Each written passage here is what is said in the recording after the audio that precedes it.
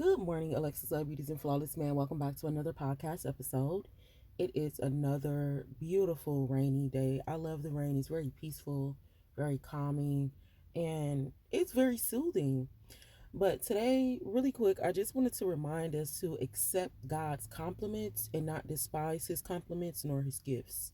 His gifts are your talents, whatever it is that you're able to do that someone else is not able to do, or you might have more information about how to do it. And whatever else you're talented in, that's a gift from God. So accept that. And then also accept the compliments, like God gives his strongest battles to his strongest soldiers.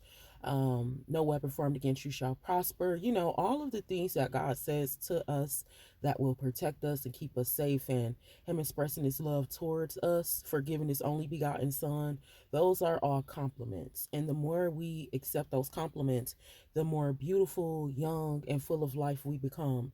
A lot of the time in God's word, we see that people lose their beauty, but we also have to know that beauty is vain and charm is deceit.